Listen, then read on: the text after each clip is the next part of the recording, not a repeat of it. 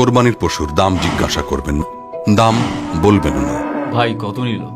কোরবানির পশুর দাম হয় না।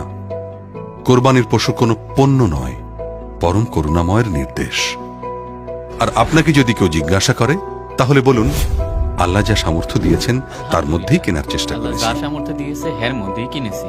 পশুর দাম ও আকার নিয়ে অসুস্থ প্রতিযোগিতা থেকে সম্পূর্ণ বিরত থাকুন।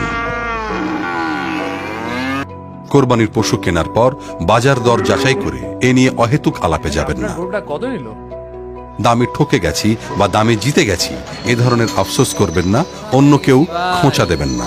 বুঝলা বাবা, ওগুলো জব্বর কিনছি।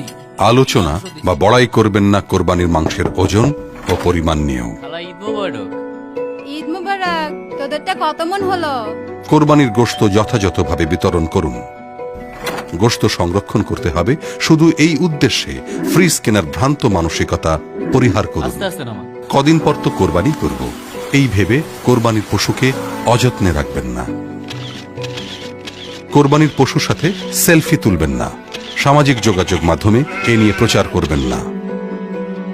খাদ্য উৎসবে মেতে উঠবেন না। খাবারে পরিমিতি বজায় রাখুন। আপনার কোরবানির পশুর রক্ত ও বর্জ্য নিজ উদ্যোগে পরিষ্কার করুন। সহযোগিতা করুন নগর কর্তৃপক্ষের পরিচ্ছন্নতা কার্যক্রমে। ঈদের ছুটিতে পরিবারকে সময় দিন। টেলিভিশন, ইন্টারনেট, ফেসবুক, ইউটিউব আসক্তি সহ সকল ভার্চুয়াল ভাইরাস থেকে মুক্ত থাকুন।